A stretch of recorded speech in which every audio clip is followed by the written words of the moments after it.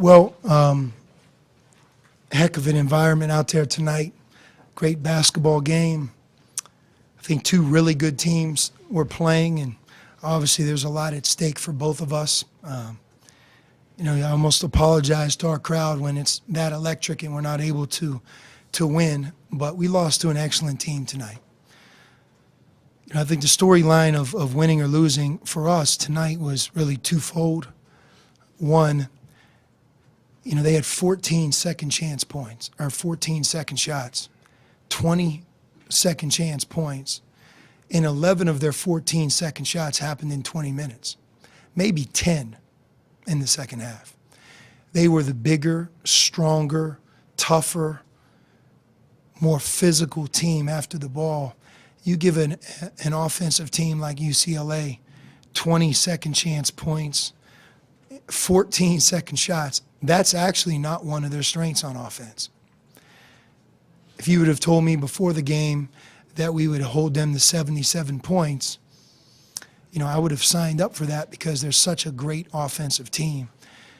And we did a really good job in a lot of ways defending them, but we did a poor job rebounding, as bad as we've done all season, and it was across the board. Our inability to get long rebounds, tough rebounds, bigs, guards, and it's disappointing because in big games it always comes down to the things that you do well, you better do them.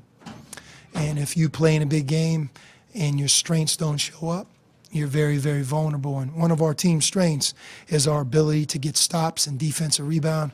And tonight we didn't. Even at halftime, although they had only 3, there were a number of loose balls and just long rebounds that they got in the first half, which they translated into, I think, at least one made 3. Number 2 is, and I know that it didn't look right for a while, is, they went to their 3-2 zone and we just didn't execute. We didn't. I don't know if that alone, beat us. Certainly the rebounding was really big, but I look at our offensive numbers. We shot 51% from the field, 15 of 19 from the foul line, 10 turnovers. Those are all great numbers, but we had only 4 offensive rebounds and we had 4 second chance points. You put that up to 20, that really hurt our offense. But against the zone, we needed to move the ball. We settled for threes. We passed it around the perimeter. We lost our purpose, and I really burned all of our timeouts to give our guys the best chance to be able to get the ball inside in the middle. And we started to really do that at the end, but not after we had too many empty possessions. Those 2 things. And one, I think, is easily fixable, which is the zone. I think number 2, rebounding is it's disappointing. It hasn't happened to us in a long time, and I credit UCLA. Coach, after the game, during the senior ceremony with Kadeem, it looked like you got a little bit choked up at the beginning. Can you express your emotions when it comes to him and what kind of journey you two have been on together? Yeah, when I came to Arizona, I know Coach Olson established a tradition, and like a lot of things, we want to continue those traditions. And I found it strange that we would do senior night after a game because, senior night is a big deal, and man, what happens if you lose? And then I think it became obvious that doesn't happen a lot around here. So we've had 7 in a row where we've had great senior nights coming off of a big win. Number of times we've cut down the nets. Could have done it tonight. We finally lost. So, with that, I certainly didn't want one game to take away from what I think is one of the great kids that I've ever coached, and that's Kadeem. He comes from a really big family. He's struggled growing up. He found his way to a junior college, and he decided to come to Arizona. He was the National Junior College Player of the Year, and we redshirted him. Never said a word, grew. In my mind, he's become a man out here in Tucson. He has 2 classes left to graduate. He's going to be the first person in his family to graduate, which is awesome. And he's one of the best defenders that we've ever had. Our team's leader in heart and soul. And like I told our team afterwards, let's not let one game determine the 35 to 40 game season that we have. On Saturday when we play at ASU, we're playing for a Pac-12 regular season championship, and that's very hard to do, especially this year with UCLA and Oregon as good as they are. So we'll learn from tonight.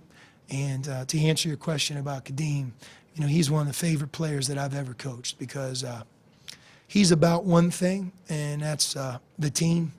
And he embodies so many qualities that I think all of us love about sports.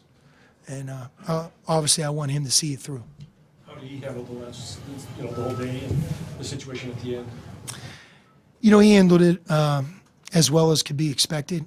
If you guys would have seen his finger last week, I've never seen a finger look like that. And about 5 days later, he's back playing. So the good news for him is I think he'll be a lot better by the time we get to ASU because he'll have I think, almost the entire spectrum of healing. Right now, he's playing on one hand and did the best he could. Obviously, he's a warrior. But I think that's probably as disappointing as anything that he wasn't able to be at full speed. That said, what was your best case scenario in that play? I mean, I assume him shooting it was a tough situation considering the finger. Yeah, I think it's a lot of times after a big game, everything's made so much about the last play. We had no timeouts. That's on me. I tried to make it a game by calling all the timeouts and getting to the finish line where we had a chance to win. When you do that, it's not easy all of a sudden to get that last shot without a timeout. But they played a zone, so when you're playing a zone, it's teamwork, it's ball movement. It's not something I could really call. But we wanted to use a ball screen and throw it back to Lowry, and if he had a shot, fine. If not, maybe make a one more pass. But didn't work out, and no question, we didn't get a good look on the last play. But the last play was one of hundreds of plays in the game. I can go back to a number of offensive rebounds they got that, in my mind, were much better, much more effective towards them winning the game than the fact we had to heave one up at the end. I mean, I'll live with that. What we can control is when we get a stop and make that team miss, they're a hard team to make miss, you got to get the rebound.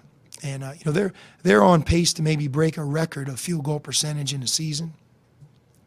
They shot 45% from the field, and they shot 30% from three. We were good enough defensively to win. We just could not get a rebound. And when you give a team like that many second chance points, and they're going to win.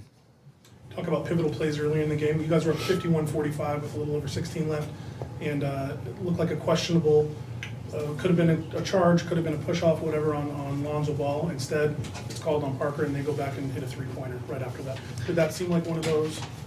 It could. There was a number of plays. We had the ball coming out of halftime, and we really wanted to go a certain direction with a set play that we felt would be good, and we weren't able to execute it. And we started the half off with a turnover that led to 2 points for them. That's the first play of the second half. If you're a really good team and you're poised out of halftime and you have something drawn up, you need to get to the end of the play. And guess what? If you don't get a shot off, fine. But those are plays throughout the game that, for me as a coach, are more meaningful than who shot the last shot of the game. You've always talked about this team being able to handle adversity. They've done it all year, and now you have a week to get to the next game, and then a week after that, Pac-12. Just how do you tell them to maybe keep it in perspective of what's left?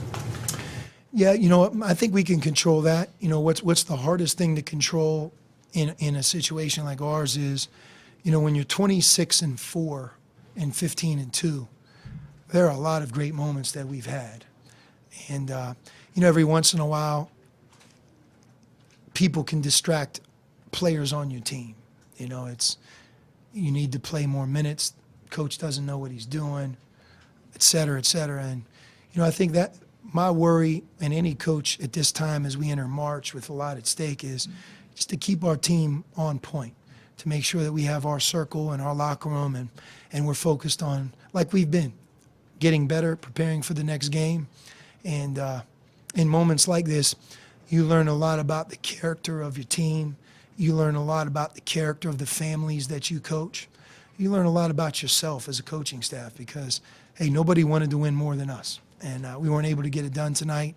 But I know the team that we lost to, and they're a great team. And just like when we went to Pauley Pavilion and we beat them there, I'm sure that was a tough moment for them.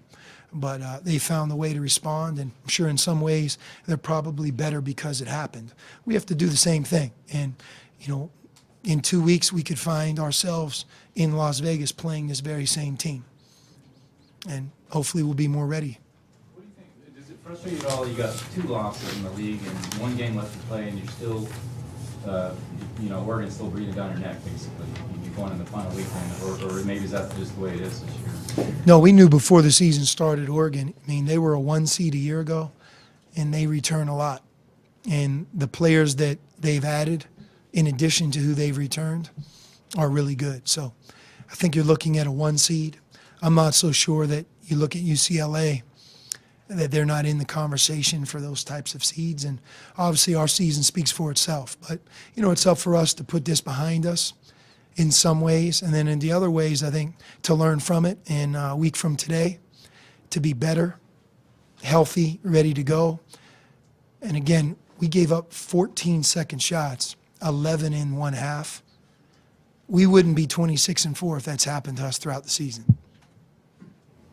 Does it maybe help? There's always going to be a lot of incentive on the line, obviously, this time of year, but just that it will go down to the last game of the season as far as the conference and the seeding and then the tournament, et cetera? You know, it's exciting for us. We have to win the game. So, all right.